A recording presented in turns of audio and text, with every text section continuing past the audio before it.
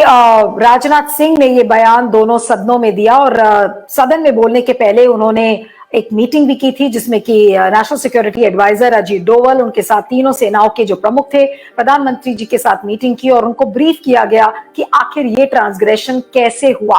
अब ये हादसा 9 दिसंबर का है और 9 दिसंबर के बाद आज संसद में इस चीज को लेकर शोर मच रहा था कि आपने संसद से इस वाक्य को क्यों छुपाए रखा जबकि संसद का शीतकालीन सत्र चल रहा था। तो चलिए आज बात करते हैं। हमारे साथ कुछ वरिष्ठ मेहमान जुड़े हुए हैं और उनसे मैं आपका परिचय करवाती हूं। हमारे साथ मेजर जनरल ए के सिवाच हैं जो कि फॉर्मर हेड रह चुके हैं टेरिटोरियल आर्मी ऑफ इंडिया के। Major general Siwach, welcome on क्यू5 नेटवर्क। हमारे साथ रंजीत कुमार जी भी हैं जो कि एक डिफेंस एक्सपर्ट हैं। उन्होंने हाल में एक किताब भी लिखी थी, भारत चीन रिश्ते, ड्रैगन ने हाथी को क्यों डसा। ये किताब रंजीत जी ने लिखी थी। रंजीत जी आपका भी बहुत बहुत स्वागत है। और हमारे साथ वरिष्ठ पत्रकार सुनील शुक्ला जी भी हैं, आपका भी सर बहुत बहुत स्वागत है। आज की चर्चा मैं मेजर जनरल ए के सिवाच से शुरू करूंगी कि मेजर जनरल, इस तरीके के ट्रांसग्रेशन को आप क्या कहेंगे? क्या ये एक नया नॉर्मल बनता जा रहा है कि जो लाइन ऑफ एक्चुअल कंट्रोल है, क्योंकि वहां पर कोई क्लियर डिमार्केशन नहीं है, इस वजह से आए दिन इस तरीके के ट्रांसग्रेशंस होते रहते हैं? और क्या भारत की सरकार इस समय सक्षम है कि इस तरीके के ट्रांसग्रेशन को वाकई में टैकल कर पाए, जिस तरीके के सवाल आज विपक्ष खड़े कर रहा है?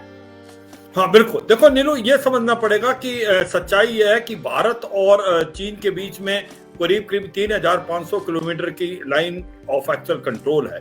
अगर देखें, ये बॉर्डर डिस्प्यूट है दोनों देश के बीच के अंदर। इसके अंदर जो बाउंड्री है वो दोनों देशों ने अभी तक उसके ऊपर फैसला नहीं हुआ। अगर आप चीन की तरफ से देखें तो उसके साथ 14 देशों के साथ उसकी लैंड बॉर्डर है। 14 में से 12 देशों से उसने समझौता कर लिया है लैंड बाउंड्री का, मगर 2 देश के साथ नहीं किया, उसमें भारत और भूटान है।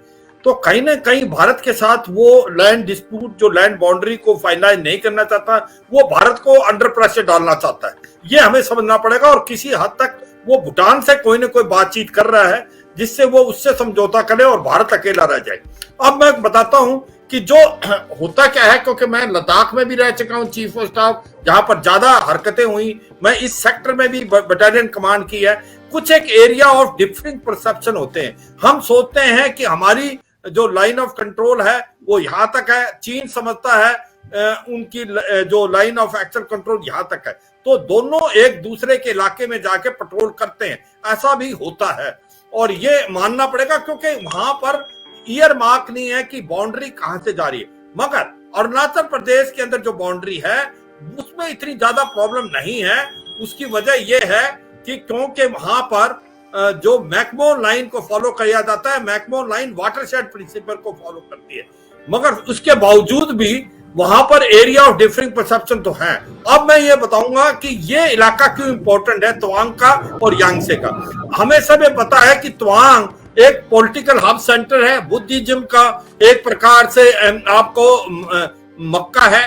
और तीसरा वो इलाका ऐसा है, अगर उस इलाके को पकड़ लिया जाता चीन से तो असम की तरफ और भूटान की तरफ जाना बड़ा आसान होता है। और इस तवांग सेक्टर में जो यांगसे है वो 17,000 फीट का है और भारत वहां पर चीन को डोमिनेट करता है। और चीन ने ये पहली बार नहीं इसको कोशिश की लेने की, पिछले साल अक्टूबर में भी की थी और उससे भी 3-4 बार पहले भी ट्राई कर चुका है।